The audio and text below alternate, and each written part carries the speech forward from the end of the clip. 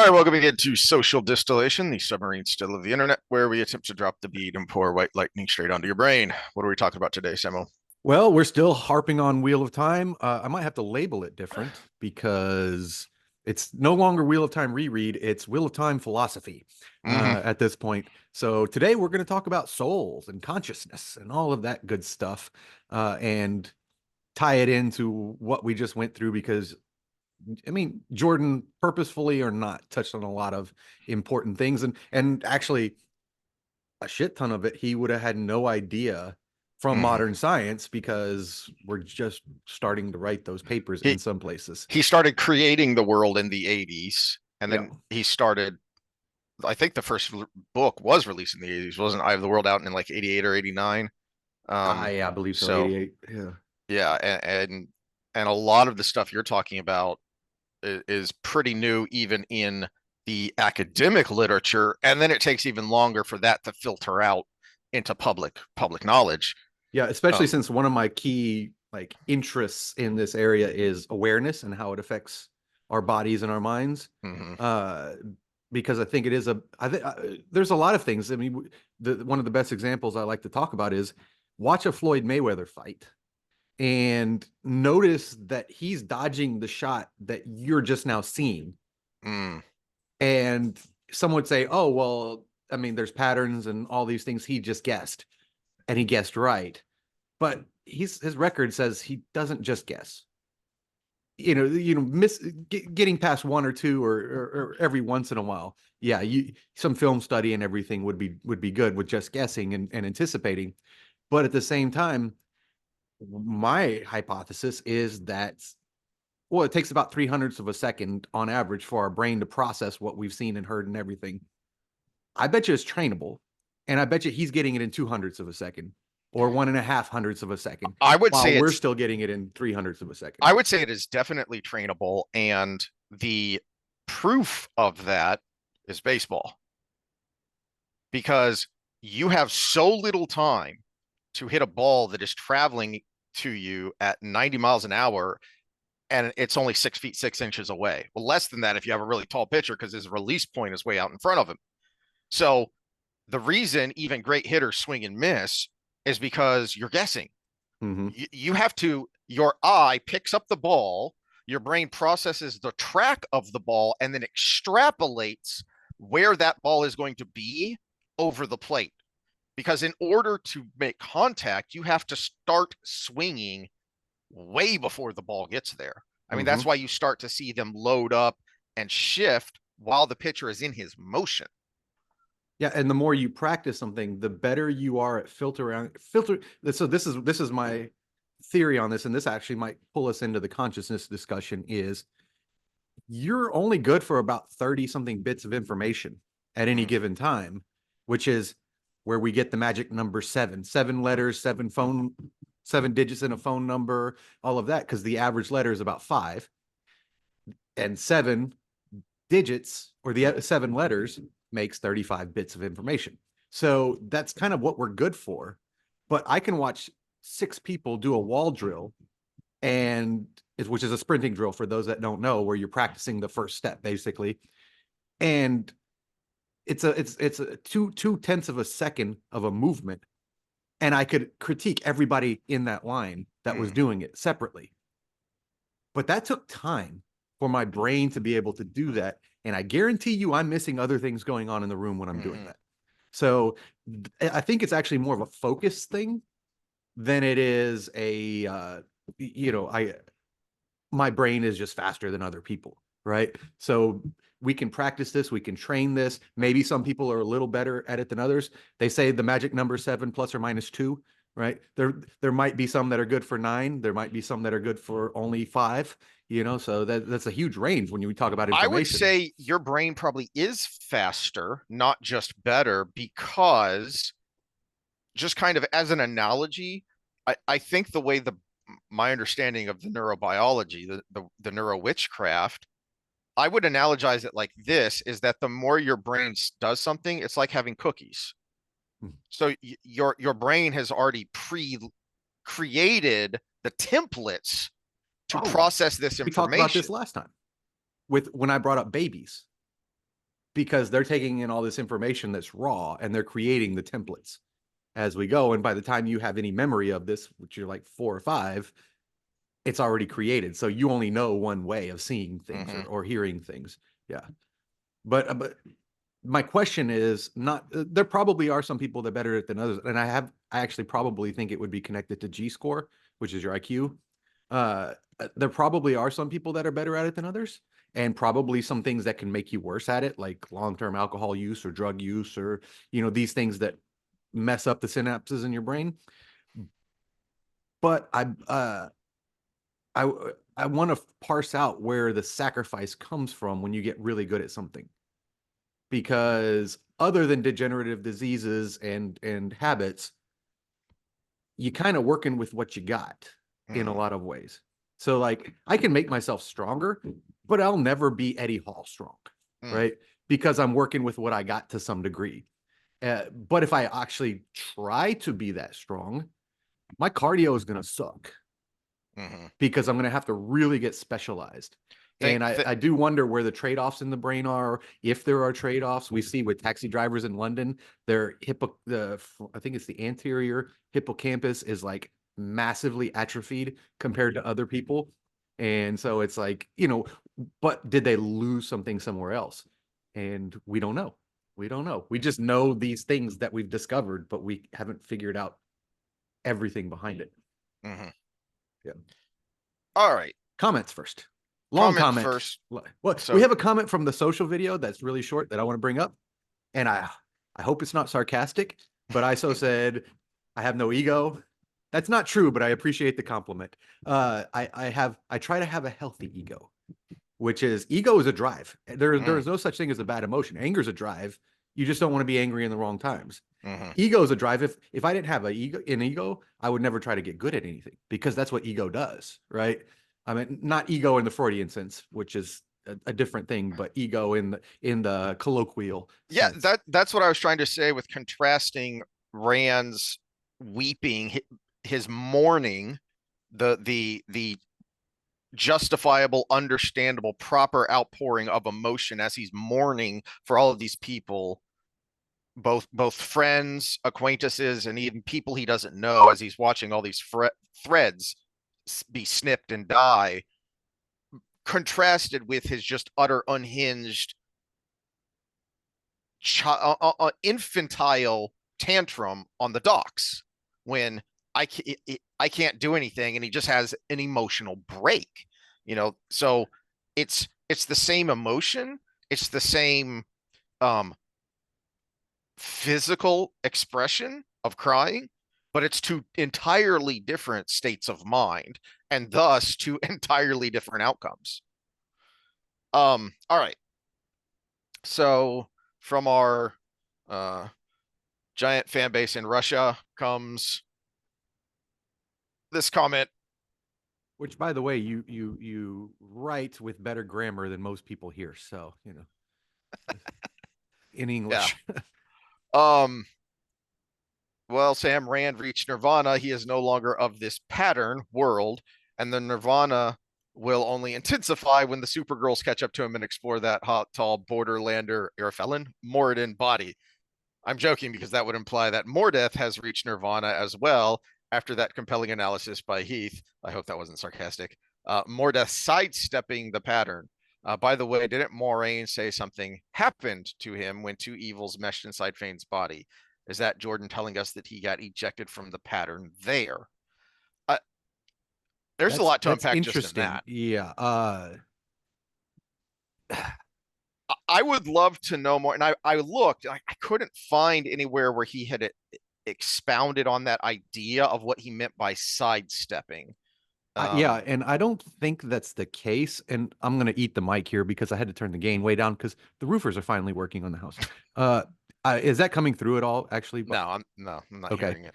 Well, I did turn the gain all the way down just in case. But what we do know about Patton Fane is, and Mordeth as well, is his combining with Fane needed to happen for Rand to get where he was. Mm-hmm. So I don't think he sidestepped the pattern based on that. because Well, we yes. needed the dagger wound over the top of the staff wound Hmm. for the cleansing to happen, which is a major storyline in the pattern. And I'm using that word as not as in Jordan's storyline, as in the storyline of the fate of the third age. Uh, Hmm. and so I think this was a big thread in the pattern that was added to a normal person's life. Yeah, that is why say I would love to know more what he meant by sidestep, because he was very definitive several times, that I knew of and I saw again going through this long thread of quotes on souls that I went through this morning. Um, but he was very clear a number of times that there are only two things outside of the pattern: the creator and the dark one. Everything else is within the pattern. Which actually makes me wonder if it might have just been a bad use of language, or a purposeful use of language to get everybody talking, because one of the things about Rand going to Shael Ghul was the fact that he knew he was going to die. Mhm.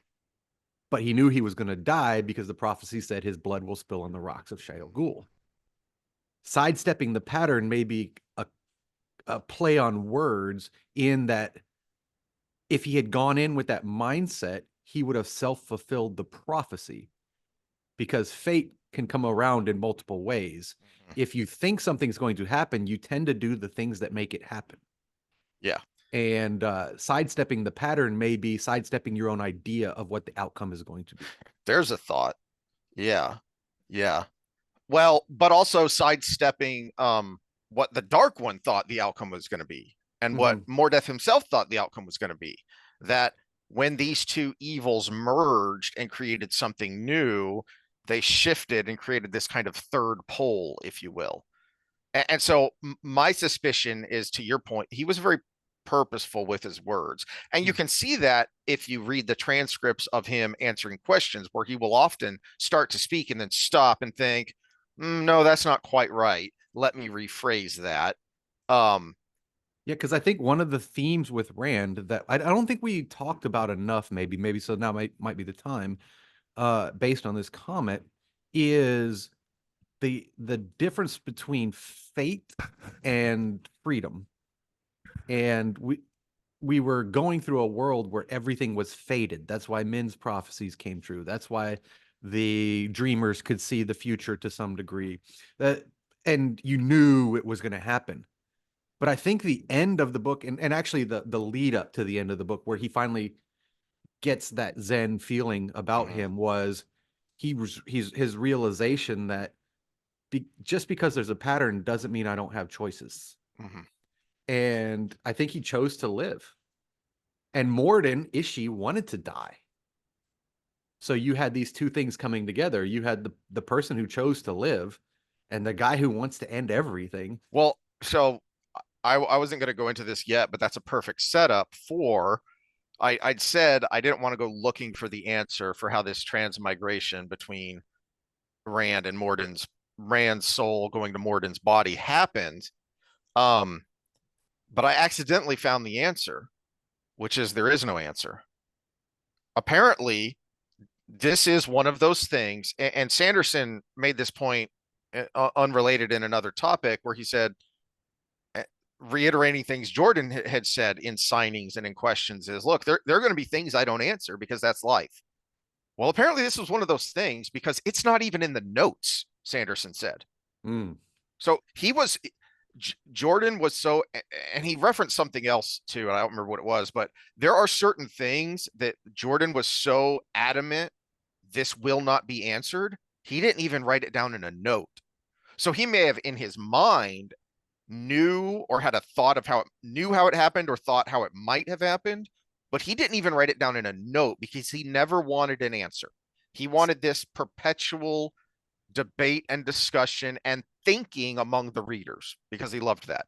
So what you're telling me is I can be happy with just my own explanation, Mm-hmm. and sit there and bask in it in my mind, that we got to an end where two souls were connected, as you saw with Padan Fane Mm-hmm. and Mordeth, but one wanted to live and one wanted to die. So it happened. And that was exactly what Sanderson said, is that my personal thought is, well, you've got a lawn who wanted an end. And so because that soul wanted to die, it died. But then you Hmm. have this other soul that had found his reason to live and desperately wanted to keep living. And oh, look, there's a body. Hmm. And since Well, they were connected, and you can also paint into that because they were connected mentally, and they had probably reached the ultimate point of that when he's channeling through him into the darkness, oh yeah. is they made it. They had a conversation. They said, "Let's do this," kind of thing. You know, in words that aren't words, because Mm, as Rand describes when he's in the void, that it's in the dark ones area. They're like, "Oh, I'm just gonna say it this way because that's how my mind knows it." yeah. But they basically made a deal. It's like, here, you can have this. And so if we see Rand having these extra metaphysical talents coming out of this, as if he's more than alive, Mm, did Elon get his wish? And now he's more than dead. He's not going to be spit back out. He's not a soul in the pattern. Of course, the one hole to all of this is, I mean, Elon's smart enough to know this. He had an answer the whole time. Have someone bail fire him, but no. Okay, so this starts to get us into the nature of the soul. So I'm going to put a pin in that, but I had forgotten this, but actually balefire doesn't destroy the soul. it It's doesn't. no. I That thought was they talked something about that it was as the answered before ultimate he died. death. That's what they think. Hmm. But so same So what thing about wolves actually. dying in the wolf dream? Are their Same souls thing toast? same thing there. Their souls are, but that is particular to wolves.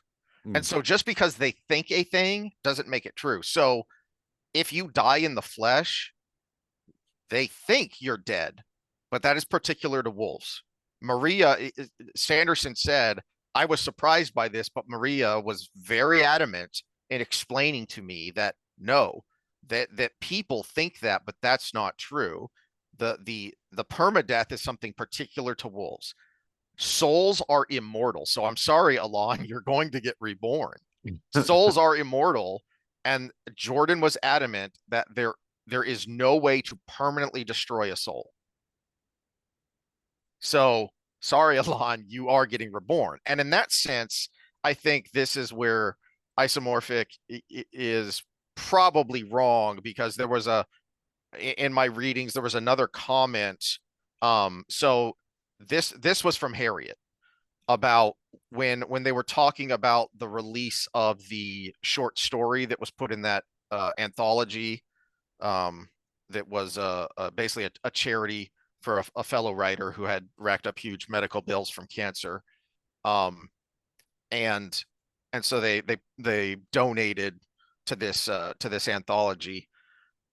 Uh, and so they were talking about that, and because this was coming out, they were getting all these questions about, additional Wheel of Time stories. And Harriet weighed in on this because she was with Sanderson at this signing or convention or whatever it was. And basically, she said Jim, RJ was very adamant that there would be no sharecropping, is what the apparently what authors call it. There would be no sharecropping in his universe, which is after Frank Herbert died, his son continued to write in his universe, Hmm. right? So all of the subsequent books after like the first three were either unfinished works that Frank Herbert finished, or he wrote himself with another author. Um, RJ was very adamant that would not happen in his world, because he was very adamant that this was an end, that this was the end.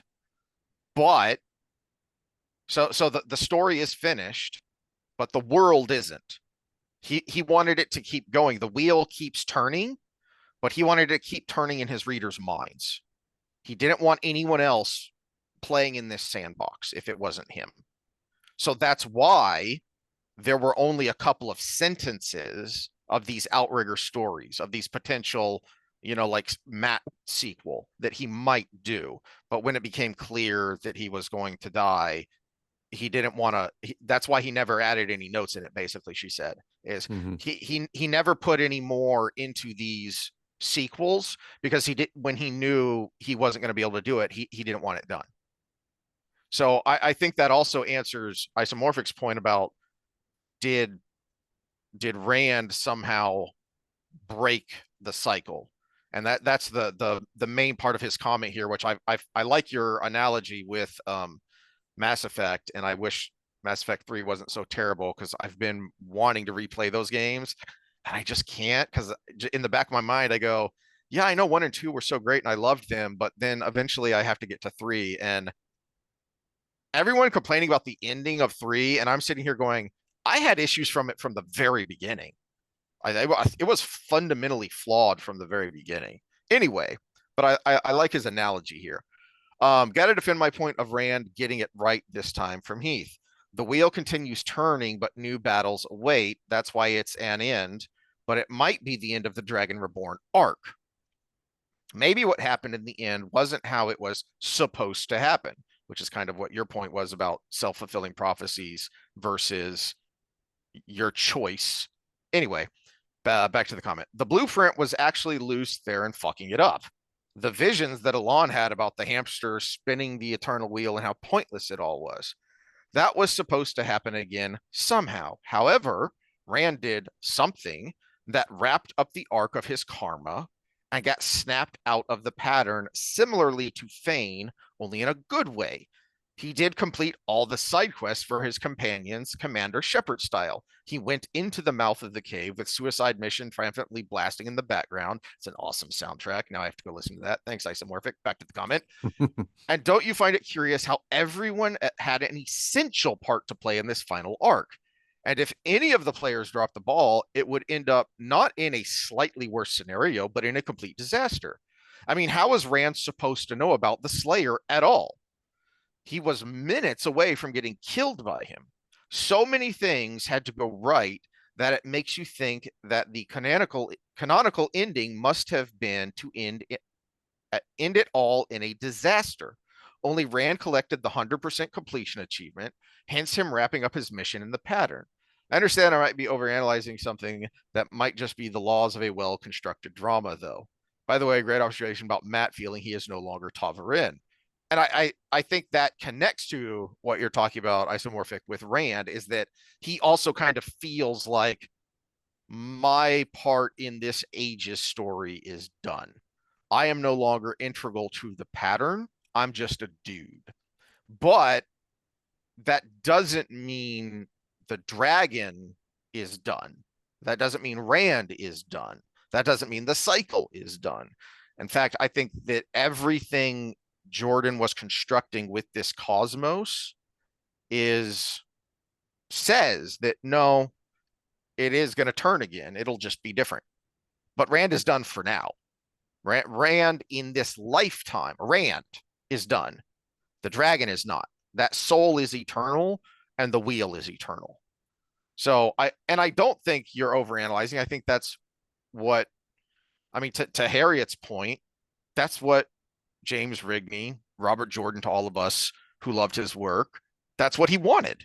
He loved that. And as much as he would kind of troll about, uh, one of the comments that I found, there was a signing where everyone laughed because he said something to the effect, I love the sound of a well-constructed theory dying. But he also said he loved them. He loved the discussion. He loved the thought. He loved all of this. So I think it's what he wanted. But the reason it's so compelling is because it is also follows the laws of a well-constructed drama. So it's not just that he had interesting ideas, it's that he expressed them in such a compelling manner. um I lost my train of Yeah, thought. well, I'm looking for something because it goes like the book I think that this was in was 2016, so it was way after Jordan started this. But I think the idea is similar to the good men make good times Mm. Good times make weak men Weak men make make hard bad. times. Hard Yeah, times make strong men, and then the hard time cycle makes strong. repeats. Yeah, and the Yeah. cycle repeats. And I think this was the good man making the good time again from the hard times. And when we kind of get little bits and pieces of the Age of Legends, it was the end of the Age of Legends where they were pretty much having a good time. I mean, there's even little clips in there where they talk about when he's in the past in the columns, and he sees the soldiers on their Joe cars with their shock lances basically bored to death because they got nothing to do. And then people said, "Oh, let's fuck things up because we're humans," and they drilled the bore. And And that was another interesting comment from Jordan in one of these signings, one of these Q&As, is the term he used is that the pattern is a corrective mechanism. mhm, So the pattern has all these tools, and that's what the souls are, in essence, these important souls, if you will, and the talents, capital T, that some of them have, is that as man's decisions spin the pattern more and more, distort it more and more towards chaos, the pattern will then spin out something to correct that, something to, he was big on balance. And that was one of the things he talked about in some of these Q&As about the pattern and about souls is the pattern or the wheel pulls the pattern back to balance. So as it spins towards chaos, then the pattern will put in something corrective, a Tavarin, even someone like a hero, like a Brigitte, mhm. gets spun out into this instance, even if it's a small localized correction for whatever her heroic deeds for that life are going to pull this part of the pattern back to order. And which is that which, is what the it dragon is, but he's turned up to 11. just funny because it's a very paternal outlook on it.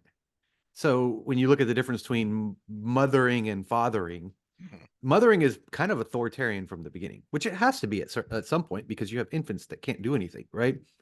But when you look at fathering, it's a little bit more free. You let the kid explore. But then when the kid starts walking towards the bear to pull on its ear, you jump in and you do a little something to recorrect it. Say, Mm-hmm. that's not a good idea. You don't let the kid go up to the bear and pull on its ear unless you're Russian. And because the consequence is too great. And so when you look at the pattern here in this, it is a very correctly used word, patriarchal view of things, so we can actually assign masculinity to the creator because he's basically like humans do human. Okay, you're going to this thing that's gonna be path of no return. Let me spit out a dragon reborn to pull you back to the That was right thing. basically Rand's having to learn the hard way by getting slapped in the face with his own reality when he creates his Well, utopia. And and it's, let oh, I'm no better than the Dark One because I've taken away choice. and let's look at the difference between Rand and Lews Therin, right? Lews Therin lived in that what was close to a utopia. Mm-hmm. Good times make weak men. Lews Therin wasn't a bad man. He was a good man, but he was weak. Mm-hmm. He was not prepared to handle the situation that was before him, so he did a subpar job. He And says as Rand, much. Yeah. He says as much in, I think it was early in this book that because I stopped, I wanted to stop and focus on it for a minute, where he says, now that he is him fully and he all these memories are integrated, and he says, we thought we lived in a utopia, but really all of these problems that the Dark One created, he didn't create, he just turned them up and brought them to the surface. That was all under the surface. We just didn't see it or didn't want to see it because our lives were so good. which is now you go to the Rand arc, it was so important for him to be brought up in pain Mm, very early on. I mean, his childhood, he had no mother, mm-hmm. right? His mother died early, and he was Yeah. forced to be a semi-adult under the tutelage of Tam, who only knew how to teach. He didn't know how to nurture, Mm, and so he started there. So that makes you a little bit tough. Then he's pulled out of his village in the middle of the night. Then he's stabbed in the side with a wound you can't heal after getting the worst news of his life that he's destined to die and be a pariah in society on the way. And then he goes on this isolated journey across the continent, kills a woman, which was mentally harmful to him in the process, uh, climbs his way into the most defensible place on the planet, fights two of the most dangerous people on the planet. Yeah, Moiraine saves him from Balal, but he still stood up to him and was gonna fight him. He held his own for a little bit at least. Yeah. But Yeah. then before that, he got cut up by Turok before deciding I'm just gonna die, and then that was the winning strategy. So you know that. Then he goes to the waste of all places, where Mhm. they talk about exactly what the waste is for in their prophecy, which is to harden people. Then he goes through and sees lots of deaths. And he did that at the Portal Stone too, sees lots of failure and death.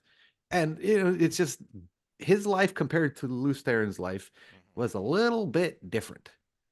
But he came out of it creating good times again because he had to. Yes, because that was the correction that needed to be made at that time. Mm-hmm. And then that will eventually lead to the downfall of the fourth age, however that happens. And then there will need to be a Well, correction, unless there's or the only downfall three, will be the correction. or unless there's only three, he started the new first because now we're in good times again. And they're going to consistently get better till we F it up again and it goes back around, right? It's the cycle. Well, there's 7 ages to a turning, and it's called the fourth age when we see passages from it.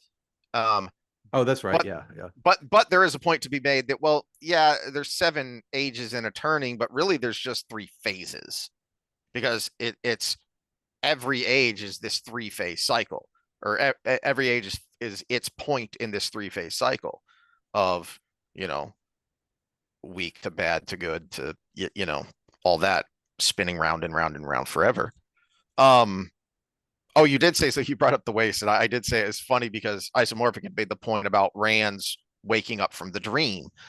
I do think that's funny and an interesting thing to speculate on, but I did find someone asked this, and Jordan said very specifically, "Oh gosh, absolutely not." He was adamant, "No, the story is not a dream. This is reality."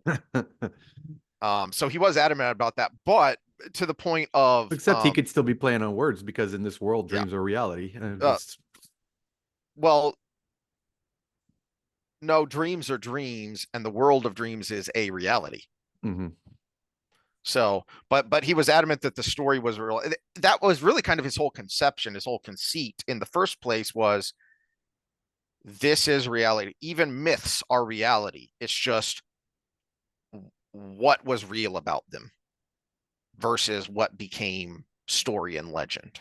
Mm. Right? That was his whole conception for the wheel, for the turning, for this never-ending cycle, if you will.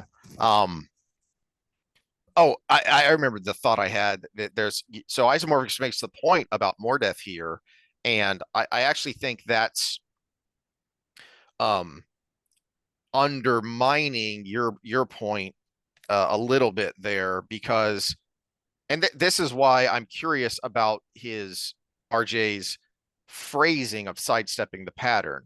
And I think it was purposeful, and I think it's because he liked paradoxes. Mm-hmm. And I think that's what he was trying to express, is that he's still part of the pattern, but he has sidestepped, maybe he used the word sidestep because he sidestepped his own thread in a way. Is his thread was supposed to go this way, but because of first the corruption from the Dark One to create his hound, and then you get sideswiped from this other corruption, and then you create something new, and now you create almost an Elseworlds branch, if you will. I think that may have been what he was saying, is you created this paradoxical situation where you had stepped around the way things were supposed to go, but you're still in the pattern, because to your point about everyone playing their part, and that's why I love Jordan's poetic imagery of the age lace, because when you study history, it is amazing. Wow, for this thing to have happened, this thing had to have happened. And if this didn't happen, then that wouldn't have happened. Right. Um, so, and Rand has this thought when he learns about his history, when he learns about his true parentage of, wow, if this person hadn't been given this foretelling and then gone here, it wouldn't have created the uh sequence of events that led to Layman cutting down the tree, which led to the Io World, which led to him being born on Dragon Mount, Mhm. right? Well, same thing here, actually, because Mordeth Fane showing up at the end, it played a part because what we get from Perrin's point of view, humanity is losing that fight. Mhm. They've been pushed back to the mouth of Shalgol. It's the only bit of organized resistance is right there at the front of the path that leads up to the pit of doom. Humanity's losing. And then all of a sudden, this fog comes out of nowhere and starts slaughtering Trollocs. And so now all of a sudden, there's this new threat that the Shadow has to deal with, which probably took some pressure off of the forces of humanity. Yeah, it was killing humans too, but it created some breathing room, at least a Mhm. little bit, for the forces of light because the Shadow now had this other thing it had to deal with. And then ultimately, in the end, it wasn't able to, do what it wanted because Matt had been placed there. All back to the complexity of it all. If Matt wasn't there and wasn't who he wouldn't have had the dagger, which meant he wouldn't have been able to Nor kill the Morgan. immunity. Yeah, well, let's not go into that too much. But the point being that he's still part of the pattern. At one point in a Q&A, um, I thought it was just people, but no, everything, even rocks, are a part of the pattern, apparently. So they don't necessarily have their own threads, maybe the way to think about it, but they are part of the pattern. So that's why it sends my brain tumbling around of, okay, what does he mean by sidestepped? And then, yeah, is that what Rand did? Is that where his new abilities come from? Okay, so you can think about it as having sidestepped the pattern, and he kind of exists in this weird place between reality and the world of dreams. What the hell does that even mean, though? That's part of the fun. Um,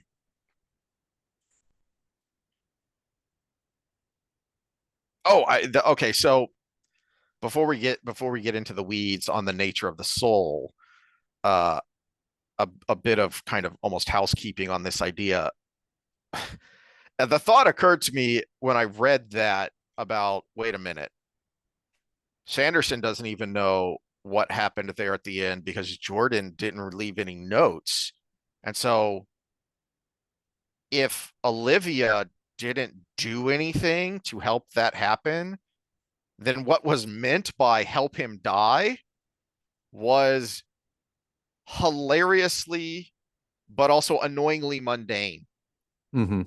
because all that meant was help him move on and create this new life, create this alter ego by putting all these things together to help him make his escape. That was all it was. The problem with that is who told her? Yes, that still would have had to have been Because he set up didn't even know beforehand. what was going to happen. Yeah. You know, But again, going back and reading that sequence in the epilogue, it's pretty clear to me that Rand was never conscious until this point. From the time he collapses into unconsciousness at the mouth after he exits the pit of doom after it closes to the point where he wakes up there in Morden's body, he's never conscious. But he knows that it was Olivia who put all this stuff together for him. So he would have had to have told her ahead of time. But why?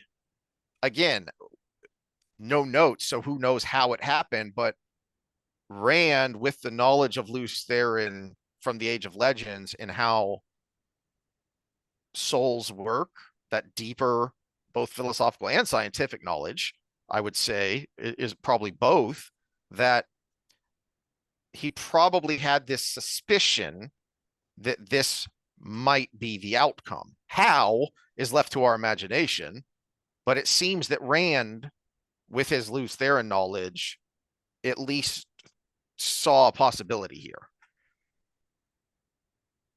And because the girls are never concerned, it seems clear to me that he told these four. Mm-hmm. All right, so some interesting tidbits I found when I went down the rabbit hole of what did RJ and then later Sanderson and Maria say about souls and the nature of souls in the Wheel of Time Harriet? universe. No, Maria, because she was usually the one, Hmm. because since she is the keeper of the notes, she was Hmm. usually the one helping Sanderson uh, address these questions.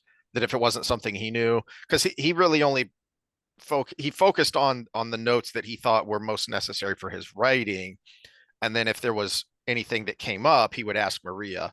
And so there are so many notes, he just wasn't familiar with all of them, and she would step in and make this point, and make these corrective points to that point.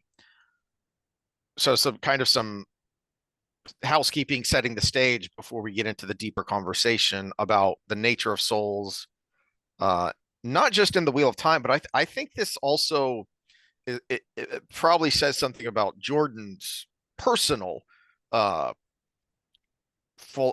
philosophy or understanding of what is the soul.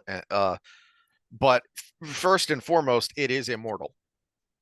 That I said that before, and basically he gave a bit of a more complicated answer later on, um, transmigration and balefire.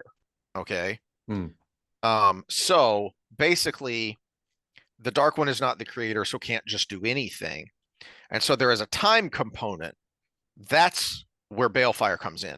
And that's why they think it's permanent, but it's not. You see, basically, a lot of he didn't go into all of it, but Oh. there are steps necessary for the Dark One to transmigrate the soul, and the longer it takes to, one, have a viable body, and two, here's what's interesting, because he did make the point. Um, where are we? After this, I'm quoting here from a Q&A that was, uh, part of Tor's questions of the week that they used to do with their authors. They would have a kind of a revolving ask me anything, basically, with their authors, and then they would publish those on their website. And so from one of those, and this was from 2004. And the question was, there are many theories that attempt to create a connection of time duration to the transmigration of the dead Forsaken. Are there time and or power constraints on the Dark One's ability to transmigrate souls? I'll just read the whole answer here. There are definitely time constraints on the Dark One's power to transmigrate a soul. The soul doesn't have to be secured immediately. That is, the Dark One doesn't have to be ready to snatch the soul at the instant of death, but the longer that passes after the death, the less chance the Dark One will be able to secure the soul. Someone who has been killed with balefire, in actuality, died before the apparent time of his or her death, and Mm-hmm. thus the window of opportunity for the Dark One to secure that soul for transmigration is gone before the Dark One can know that the soul must be secured, unless the amount of balefire used is very small. Remember that the more balefire is used, the further back the target's thread is burned out of the pattern. Yeah, and if you put those two things together for the greater conversation, it doesn't it burns the thread in the lace, which is relevant to the real life that's going on in the moment. And the further it burns back, the less of the things that happen because of it are there. So what it doesn't do is destroy the soul. what it do does is it burns what they did in the current moment back, but the soul will still be spit out later because what they did, if they regularly die, then they'll still be spit out later, but everything they did would still be there. But if they die by balefire, they're still spit out later at the normal given time. But that the thing that made what is the real world, which is the pattern, that is the thing that makes what is the real world, gets adjusted. So the soul itself doesn't get adjusted. The world gets adjusted based on when the soul winked out, which goes back in time with balefire. Which is interesting because this thought just popped into my head while you were talking, that the Dark One exists outside of time, but is still constrained by time. Because remember what the Dark One says to Demandred when he's talking about this in the prologue to Lord of Chaos. He says, "Even I cannot step outside of time." Yeah. So, Which in a way you could say that is even I can't affect things in the real world unaffected by time. mhm. He may exist outside of time, but the effect he could have on the real world Yeah, that's a good point. is still affected by time, which Yes. actually would put another data point in this with the heroes for the horn going back to your pattern correction theory that you got from Theoryland and your own words there, where these people have such a big effect on the pattern that they are unaffected by the pattern as much. That's why they Mm, stay solid in the world of dreams because they have to have a placeholder mm, because they're basically like you said they're solid threads. They may not be Tavaren, which pulls all the threads around them, but they're also very seldomly affected by Tavaren. Well, I guess Arthur Hawkwing was Tavaren. So, I mean, you could probably hypothesize that all the heroes of the Horn are Tavaren when they're born in some degree or another. mm. I would think so. It's just a matter of how strongly. Like I said, from what the snippets we get from Brigitte telling the tales of her life, she seems like a localized correction mechanism, and I would guess that that's most of the heroes. So the question is, how hard do you have to balefire a hero of the Horn to affect the previous age? That would be. Oh boy, that would be the pattern unraveling, because Mhm. it would affect so many other threads. Um, but in fact, this was one of the points where Jordan addressed this when I went down the rabbit hole of, wait, balefire doesn't actually destroy the soul, it just burns the thread, is because there were a lot of back and forths and ponderings on the forums and whatnots of what would happen if the dragon was balefired.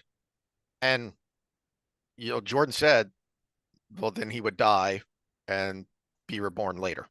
Mhm. So even if Rand was balefired, that just screws up whatever was supposed to happen in this age. Mhm. The cycle continues. Yeah, so I I did, guess I guess the main point is the thread of the pattern is not the soul.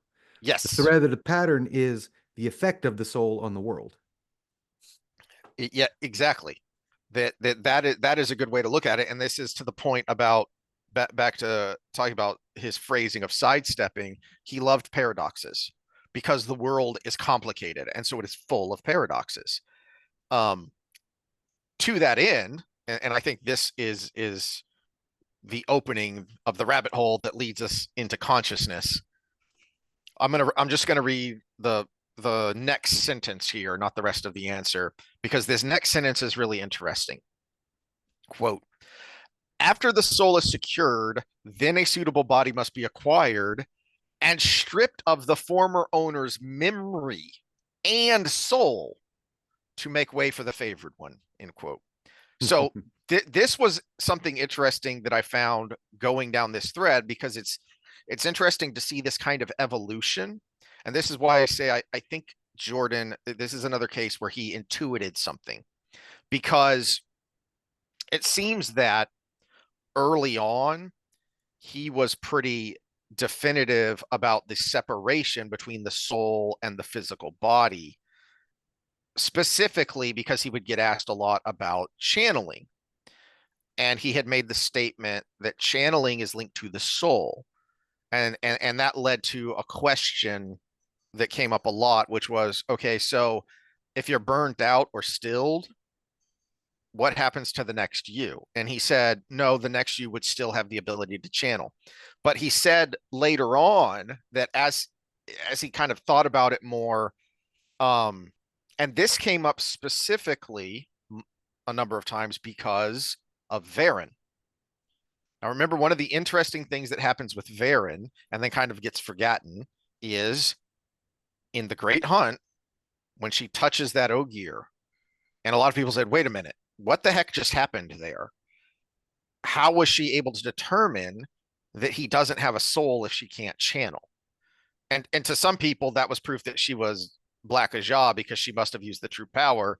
But I was always in the camp that said, no, that's silly. Then why did the elder ask her to do it? Mm-hmm. You know, the elder would have known that this is someone experienced enough in the physics of this world that they would be able to tell. And Jordan later revealed this um, in Path of Daggers. Mm-hmm. Because remember, Barrelane says when so this is actually in this, well, so I actually have the direct quote here from Path of Daggers. When Perrin wakes up in Barrelane's tent, Honora said you almost felt like someone who had lost his soul. Cold, no matter how many blankets we piled on you. I felt it as well when I touched you. So there is a connection there, even though there's something separate. And so there is a physical impact that the soul has. Mm-hmm. Okay. Um, and where this is going with the mind connection as well is that um Jordan talked about basically the culling because Varen early on, I think, Fires of Heaven. No, it's because Varen talks about this in Fires of Heaven, that's why they're there in the two rivers.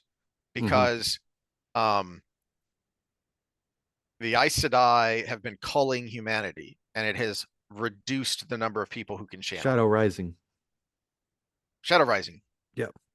Fires of What I Heaven did not have Perrin, which means wrong it one. Yep. did not have Varen. Yeah. Yeah. Shadow Rising is when Varen and Alana are in the two rivers, looking for girls who can channel because of the theory that no red has been here in a millennia, probably, right? Mm-hmm. So that's probably why it's so strong here.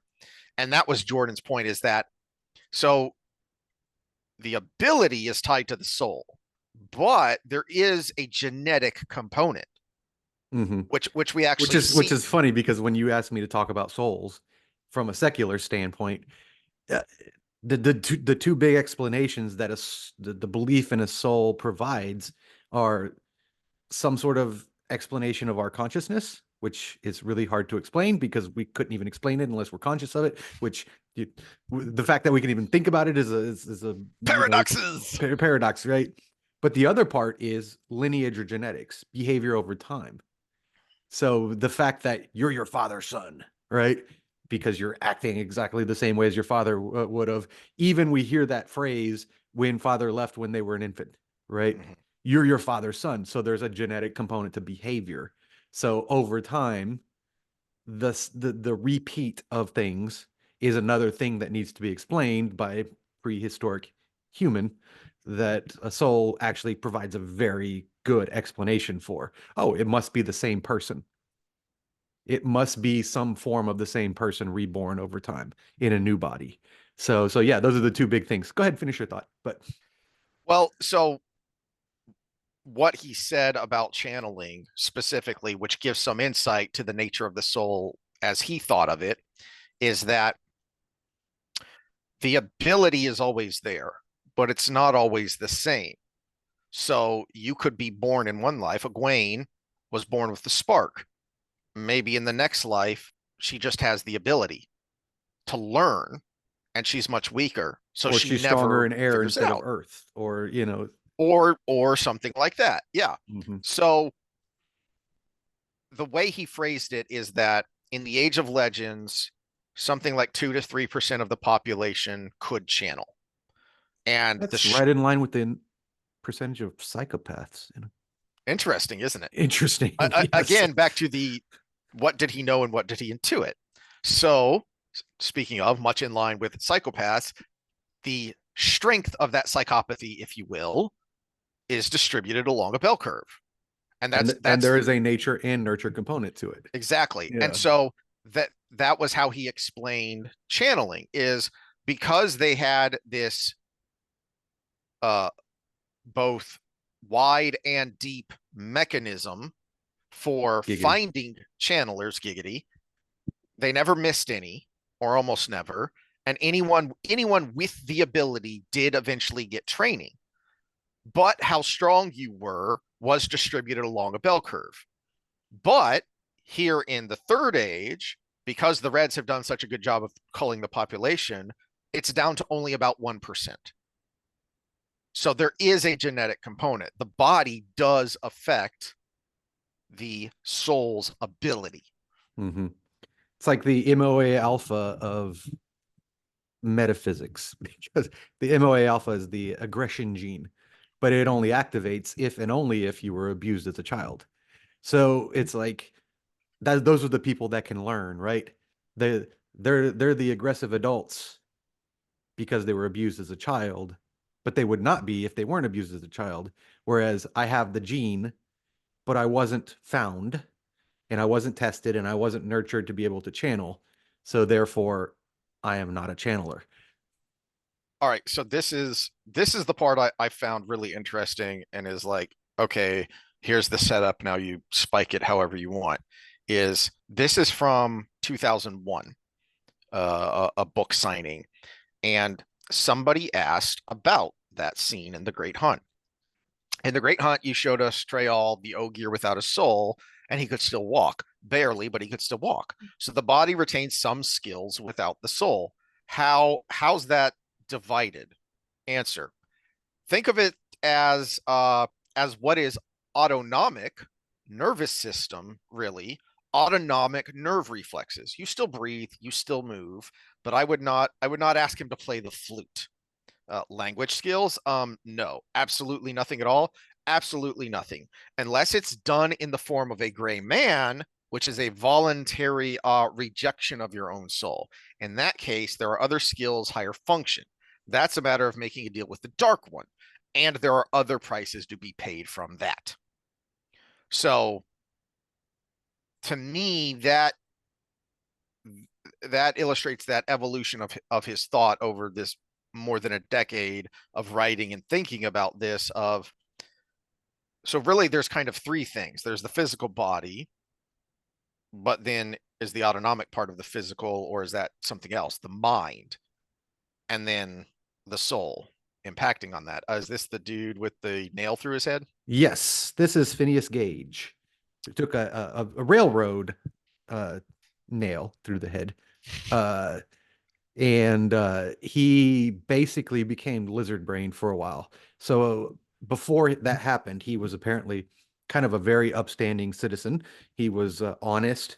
He was known to be very faithful to his wife. He was known to be a very religious man.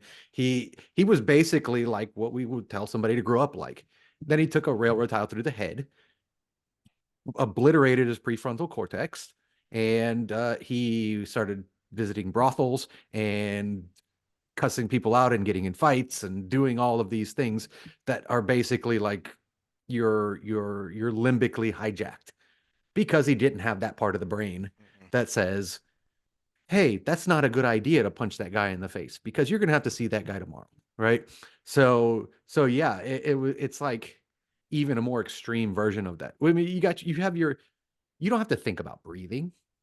This isn't a blonde joke where they take the headphones off and she dies and they listen to what it said on the headphones and it said breathe in, breathe out, breathe in, breathe out.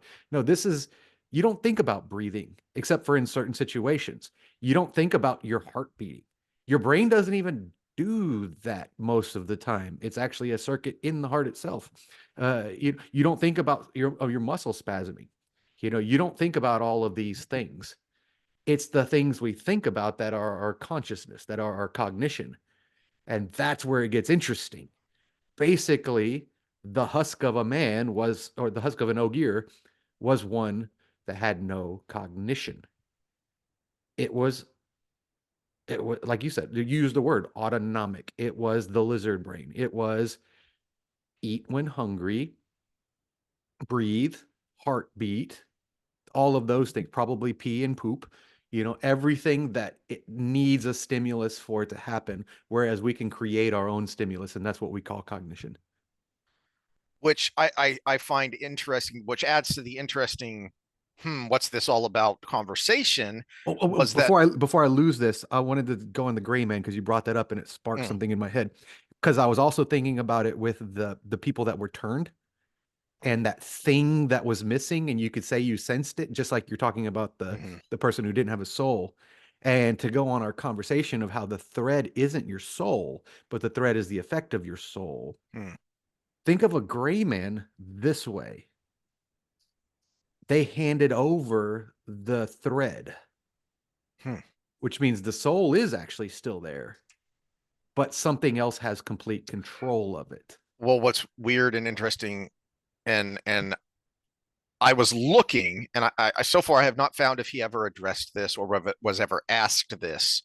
Is, wait a minute, RJ, you're adamant that the soul is immortal and that nothing can destroy the soul, not even balefire, and that, as Maria clarified, the things with wolves is something particular and peculiar to wolves. Okay, well, at one point when I was going down this rabbit hole, I found these interesting bits. If you go to the Theoryland database and you just click on the tag souls, you'll get 60 something entries, right? Um, well, that means that there are quite a few on gray men because that has to do with the soul. Well, in one of those where he was kind of explaining what that means and how that works, is that basically the dark one eats your soul. It, so is it destroyed or not? No, because if I eat something, everything about that thing I ate becomes part of me. And Oh, there's so, that. yeah, so therefore every result of what I do is in essence a result of that food as well. So you've given up your soul to be controlled completely by the dark one. And your thread is the last choice in your thread that was yours was that decision. Well, here's where that soul might go though, because this was something that I did not know, and I went, wait, what? This is from 2002 Q&A. How does the idea of souls apply to constructs such as Nim and Trollocs? Could either of them be reborn? Answer. To whoever put this one forward, this is one of the best questions I've ever gotten. Nim and Trollocs both have souls and either could be reborn. But since Nims were a pure construct, i.e., each of them was individually made like handcrafting, a Nim would not be reborn as a Nim. You might say that a Nim's soul was borrowed temporarily from the supply of souls awaiting rebirth. A Trolloc, however, bears a twisted or corrupted soul and would be reborn as a Trolloc. Though frankly, a Trolloc soul is such a pitiful thing, it hardly seems worth calling a soul. Hmm. Yeah, and what we know from the creation of Madral, their souls were stolen, which is crazy because their souls are also given in the turning. Uh, but what about the souls that go into the Thakandar blades? I'm assuming they'll be spit out as a regular soul again later after the blade is broken or whatever. Maybe. Yeah. Or Or are I, they I permanently trapped because those blades like don't die? who knows? Who knows? That would suck. That would be the worst fate of them all. Be permanently trapped in a Murdral's blade. Um,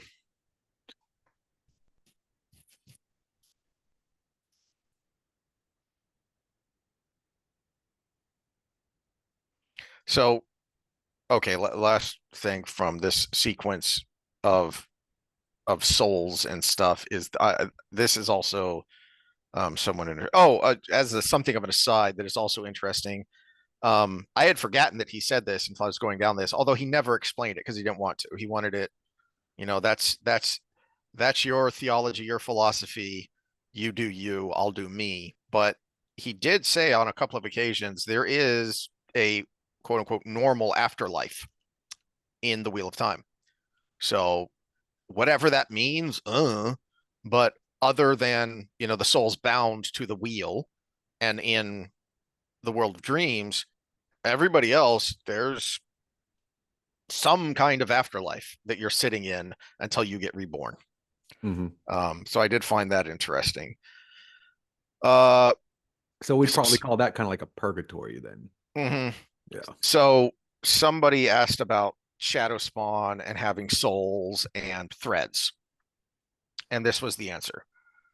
The threads work in the same way that the thread of any living thing works. It is part of the pattern. They are not outside of the pattern. Neither are the forsaken.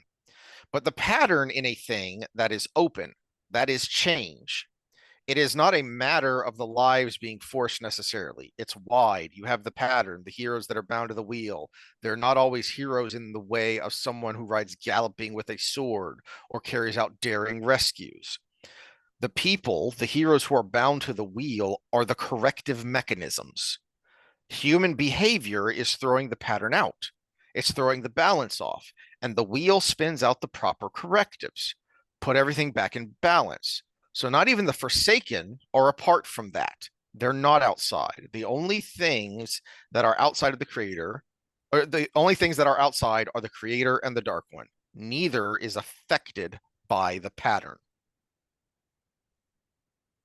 So, I found that interesting. And then another interesting tidbit is that he says elsewhere is that that's why the Forsaken are the Forsaken. It's because they were drawn to the dark because they want immortality, which he Mm-hmm. does say would take them out of the pattern.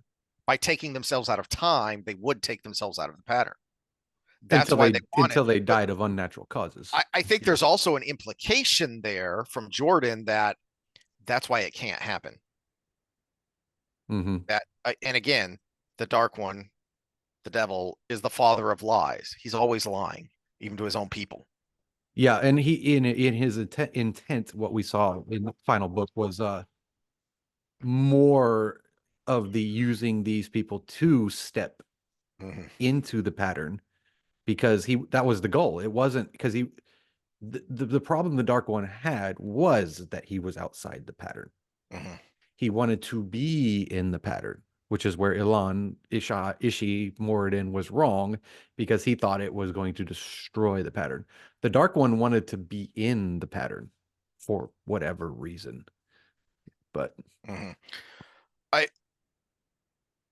I want to go circle back to something that uh, was in that answer about transmigration that I found really interesting because uh, basically my reading there is what Jordan is saying is that consciousness and the soul are different because notice he said not only do you have to rip the soul out, you also have to reboot the hard drive. You have to wipe the hard drive before you put on the new operating system. mm-hmm.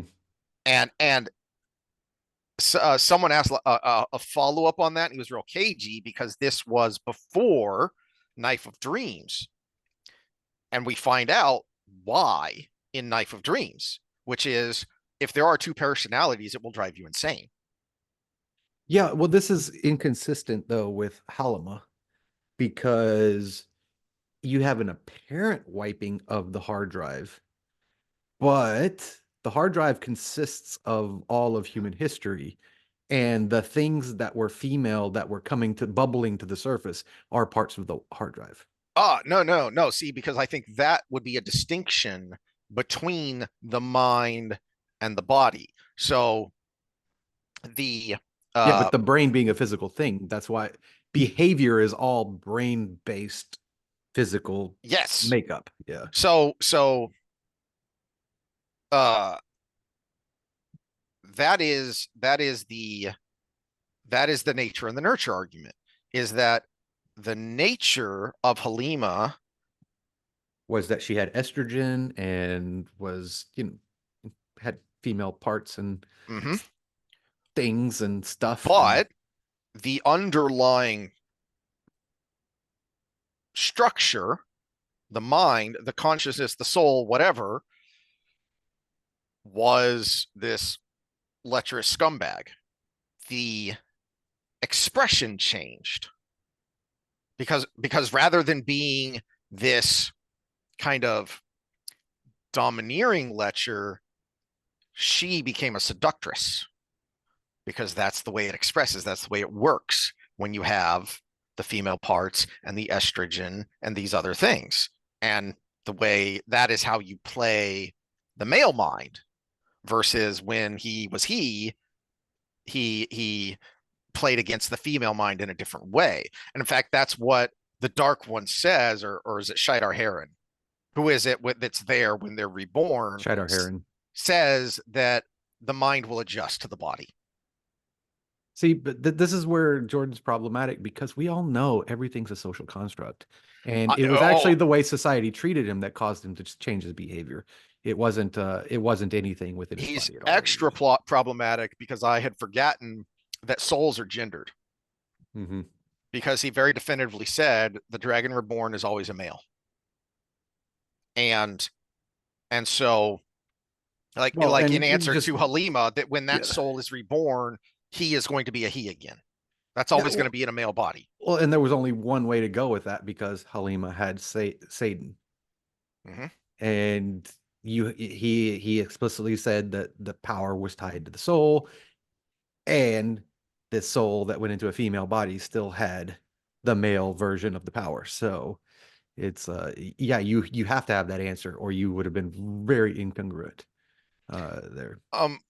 Maria kind of answered this when because somebody had asked about that from somebody's point of view, in I think it's in Knife of Dreams, that one of the, I don't remember which Aes Sedai it is, that's thinking about how um all of these new older women who shouldn't be novices in the first place, but the ones that seem most capable with the new weaves, with Nynaeve's new way of healing, were pretty much all former village wise women. Mm. And her point was, and so someone had asked about basically a nature versus nurture question there.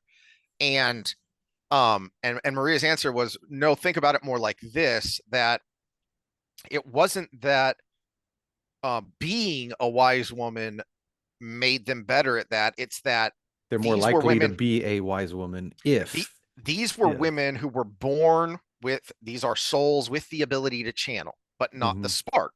So they don't have that expression that they otherwise would have. So something is drawing them to this field.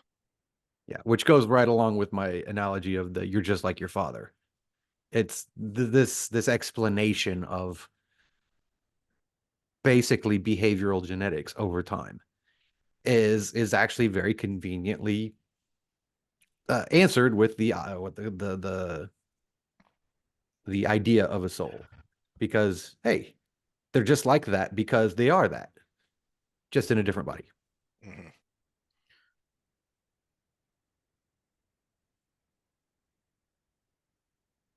Where was the rabbit hole? You were reading a book on consciousness that I Yeah, find really interesting. yeah, that I get And through like 4 pages at a time, because it every this is the good and the bad of a book like this is mhm, every page has 4 questions that come out of it. And then you start thinking about the questions that popped into your head about the things you just read, and it makes it impossible to read the next thing till you go down rabbit mhm. holes of answering those questions. But I think we've hit on some of. Oh, sorry, they got back to work. Sorry if that was really loud. Uh, but yeah, for this conversation, I really did kind of focus on uh, the idea of a soul being a dual part explanation for consciousness and uh, genetics. But one of the things that really throws people off when it comes to cognition and consciousness in general, when we talk about explaining it, is we got to think in a way that is really hard to wrap your brain around. We're cognitive enough to do it, but it really creates a lot of dissonance and discomfort in our heads of how slow consciousness actually is and how little information we actually input. The more interesting argument is like all the information that comes at us every day that we don't register mentally, right? But the slowness of it is important because we're always behind the real world. And if you think that way, it makes it harder to say, oh, well, I have this special thing that's innate in me. Whereas it's easier at that point to say, oh, I've got synapses that fire and create this thing I call mind. And yeah, I can't explain it fully, but there are explanations, and it is physical in nature. And if it wasn't physical in nature, it wouldn't be behind. And we are behind. We're behind everything. Uh, I always use the blink of an eye example because if you go through these steps to blinking your eye, all the chemical reactions that happen in that step, I mean, we're talking thousands of chemical reactions happen in the blink of an eye because they have to happen for you to blink your eye. And that's fantastic. That's amazing, but it's hard to consciously think about because we see things in the speed that we experience the world. Well, this is why I think it's interesting that there is this kind of third component to um, Jordan's conceptualization of the universe, that it's not just the soul and the body, and it's which is, if you go down the rabbit hole of classic theologians, that this was the long running point of contention, really, between varying uh, denominations, sects, whatever, trains of thought, schools of thought, of the duality of man, of the body and the soul. And then Jordan, much like with Mordeth, out of nowhere, inserts this third pole of, and there's also the mind, Yeah, and which I think if we go to influences and is yeah. influenced by both. Yeah, I think you can kind of take a panpsychist kind of route to that because, like you said, even rocks have consciousness in according to Maria or whatever. No, no, they don't have consciousness, they have threads. They have threads. Okay, so That's different. ah, yeah, okay, that's different. Okay, but in the panpsychist mode is when we get to the level of quantum consciousness, everything has that underlying thing that we can't fully explain yet.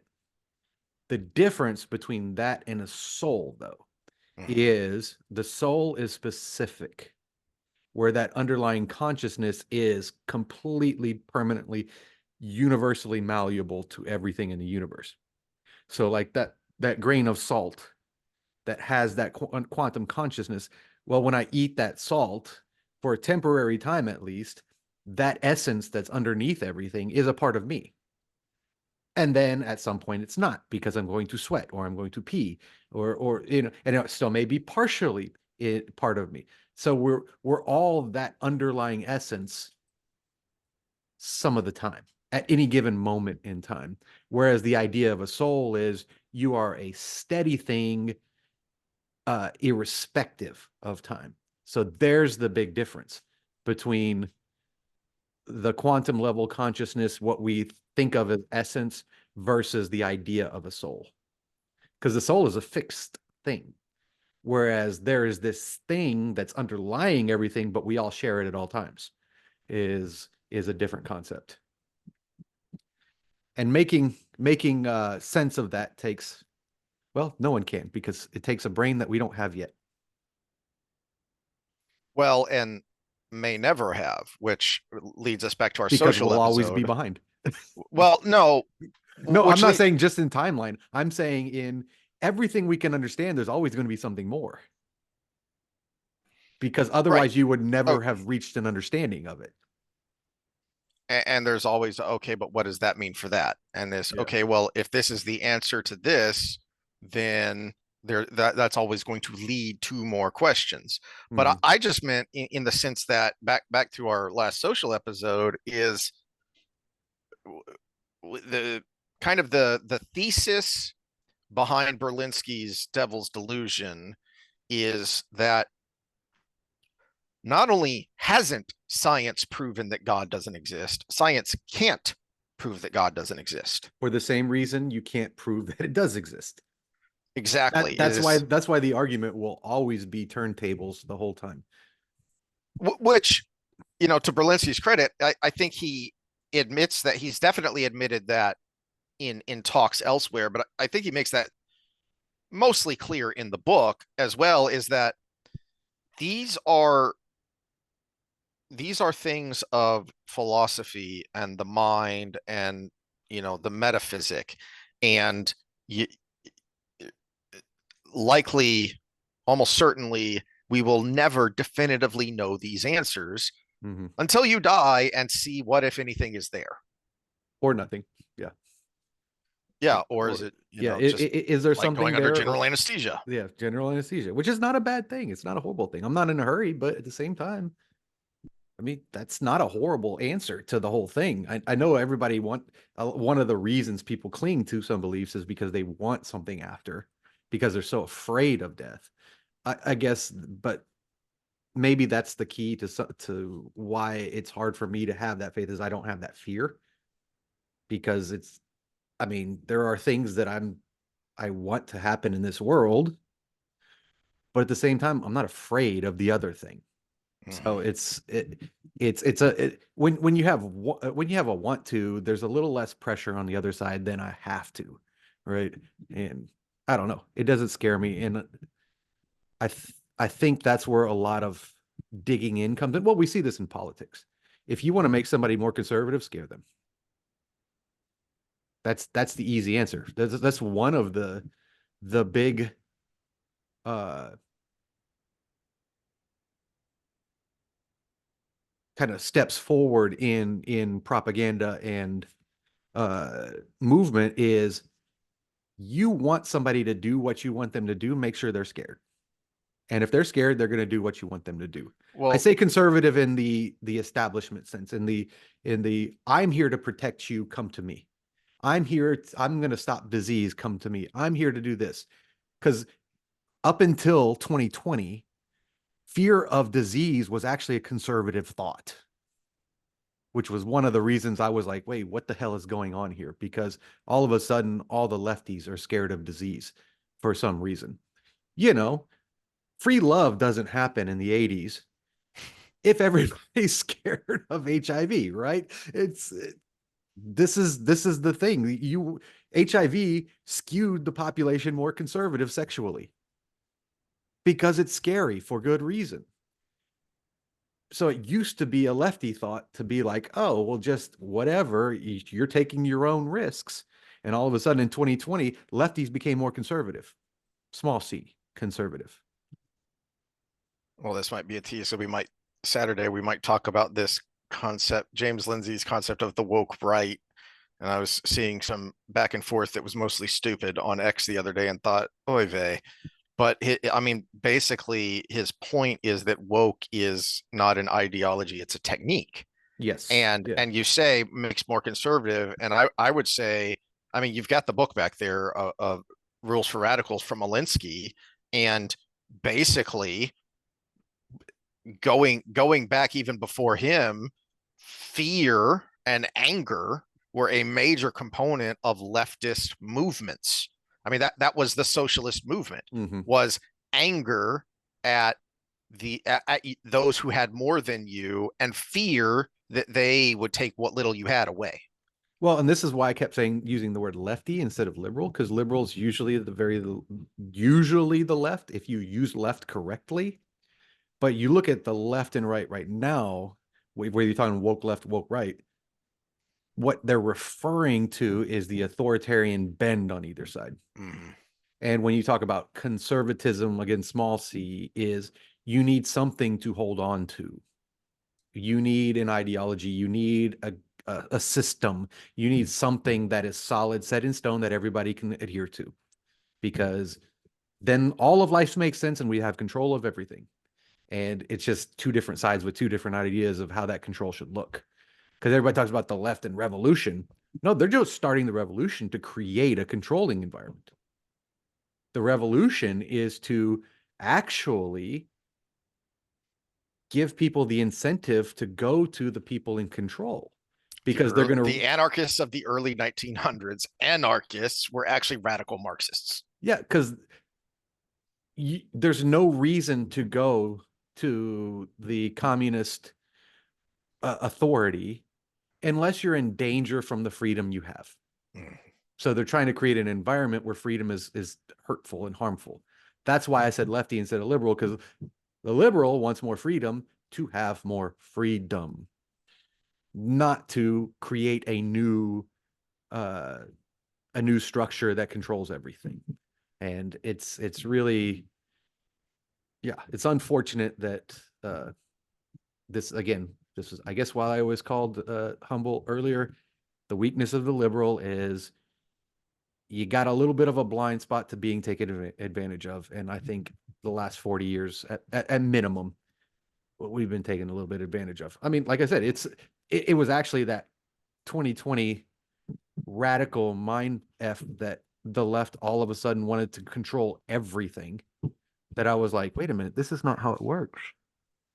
It should be the other way. It should be it should be what everybody's afraid of on the right, versus we just want to be free on the left. And we changed that. And Well, now you're a right-wing extremist if you want freedom. aren't we all? All right. Well, that was a interesting tangent, but there's your tease for next time. And do we have Yeah, anything more yeah. for this time? We might Um, have beaten too many dead horses because we're having some long episodes. Isomorphic, I hope you had a good workout. I hope it didn't last the whole 2 hours here. Because but yeah, we'll see you again on Saturday. No computer failures today, by the way. That was yay. yay. There is rejoicing. All right. And Well, there we are on the soul, and uh, I like that we didn't answer much because, again, how can you? well, one of the great things about fiction is there should be interpretation, because Mhm, there's a certain amount of you're being told a story, and there's a certain amount of you're making a story in your head. mhm. That's the best thing about reading versus watching a show, is we all have opinions of how the character should look on the screen. Yeah. And you and I are going to be similar in a lot of things. But if they didn't do such a bad job this time, we could probably argue about the differences that we had in our head for how they should look, or Mhm. they should act, or all of these things. And that's the great thing, because we had that freedom to interpret it the way we wanted. Yeah. Which is why there are still there are still plenty of notes in my Wheel of Time epilogue show notes because there's still plenty to talk about if if we want to keep going, yelling at the clouds related to Wheel of Time, and not even of the end here. I mean, there's still stuff way back of, wait, how did that work and why, you know, Mm-hmm. of I mean, the nature of Rand's madness to me is still a big question mark, because it is so, there's a lot of vagueness to it, and even when he finally answered the question, there's still plenty of, okay, yeah, but how did that work, and why did it work, and what Yeah, does that mean for other things? yeah. I think I satisfied that answer in this last reread that we just did, Mm-hmm. because the more we read it, and yes, there was a voice in his head that was connected to a soul, that was all of these things. The more we read it, I was actually more impressed with how not mad Rand was. Mm. How he may have needed to be the body that soul needed to be at that time. um I was just looking up real quick before we ended of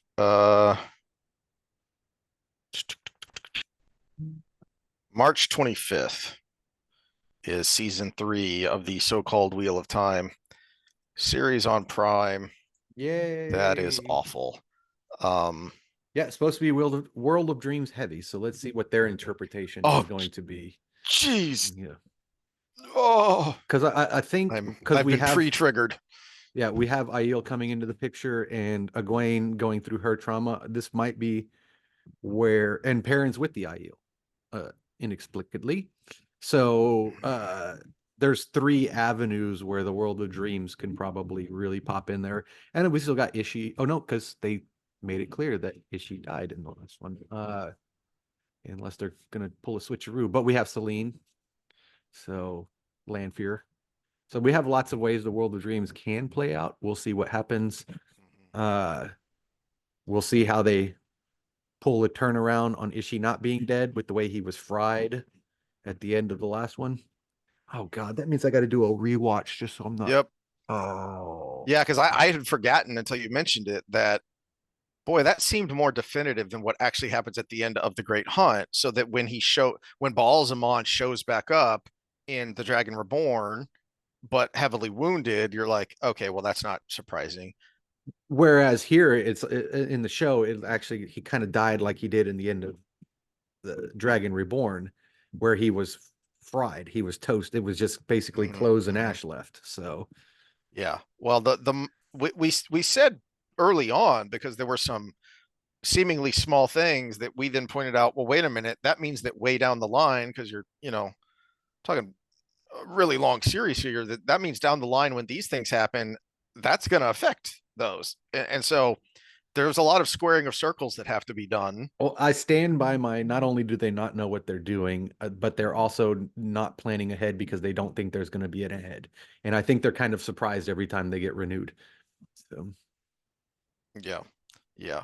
Um, going down the Q&A rabbit hole, I did see something that I didn't know, which was that this was from like 2012 or 2013 when Sanderson and Harriet were doing a panel, and apparently at that point Universal Pictures had the rights for a movie. I don't know if they still do or not, or if that just means nothing ever came of it, or if the idea of television rights were separate, but it would seem that that project died. And frankly, I don't know what would have been worse, what we got or what they were planning, which was a single movie per book. So, which would have been a lot of movies and potentially a lot of money if you do it right. But yeah, I don't know what would have been worse. It's hard to conceive of something worse than what we have right now. And in 2012, things were starting to get borked, but they weren't completely screwed yet. So who knows? It might have been good. Who knows? yeah, well, it was the early days of it, so the borking might have been just more sloppy. As bad as this is, Yeah. at least we actually know what to expect just from the way people have been behaving. Back then, we would have been like, well, "Why is that there? Hmm. Yeah. Yeah. And Why then is when we Kaepernick kneeling? I don't get it." You know, exactly. yeah, that And then as so when the trailers came out and we're like, yeah, I think we know what this is going to be. So on the plus side, at least it's not like we were blindsided. It's just it is striking how bad it is from a story perspective. All of the nonsense of it, the woke modernity of it is not surprising at all. None of it is mhm. really surprising, but I am kind of surprised. And here's more tease for next time. Everything modern sucks because modernity sucks. Well, it's not that everybody that has those woke ideologies is doing a bad job. Watch The Boys. It's actually kind of fun, you know, but it's also super woke if you really break it down. So it's like, but it's still kind of fun to watch. Of course, it also helps that it's a show that doesn't take itself too seriously, but in why couldn't you at least do that? Have it a little bit woke, but make it fun. You Mm-hmm. know, throw the fans a bone. You know, give them some things from the book that are like there and not your problematic articles about the book that you probably read to make the series. You know, Yeah. yeah. When is Perrin going to spank? I guess he's with Avienda and not Fael. When he's going to spank her, you know. Are they even going to have Fael? Well, no, that because they did tease the Hawk and the Falcon, didn't they? Oh God, I don't want to Uh, rewatch this, but I feel like I yeah. remember some Hawk and Falcon teasing happening in season 2. Oh, geez. I Yeah, don't but they want to could still rewatch make that. Avienda one of those. Oh, geez, you're right. Yeah. No, you know what a show that's actually decent is? It's more of a chick show, but because it's kind of like a live action romance novel. But they have some scenes like that where the main character guy throws the main character girl over his knee and starts spanking her, and then it actually makes it clear that that wasn't cool because she's from the future and he's from the Oh, is this Outlander. Outlander? Yeah. Yeah. Yeah. And you have that exact same scene and you have a resolution of that scene from her perspective, Hmm. which is more modern, and it was done well. And you're like, oh, that was kind of cool. And then they end up having a great romance that is very believable because he acts like a man and she acts like a woman. And she womanly tells him some of his manly things are problematic. And he very manly says, well, some of your womanly things are very problematic. And they have this little love hate for a little bit and then they have a romance. That's kind of how life works. Yeah. And that, I mean, that was kind of, it's gone on too long. There's too many series now or seasons, but yeah, it was actually cool for a little bit because, oh my gosh, you did it well. Hmm. Yeah. Yeah. Oh, geez. I'm not looking forward to that. Well, we got until March, so I can procrastinate before I have to rewatch season Yeah, 2. we'll have to do a batch of brandy or something before. Yeah, something. All right. Well, we will see y'all next time for old men yelling at clouds instead of old men looking at the clouds all confused, which was what today was. All right, later.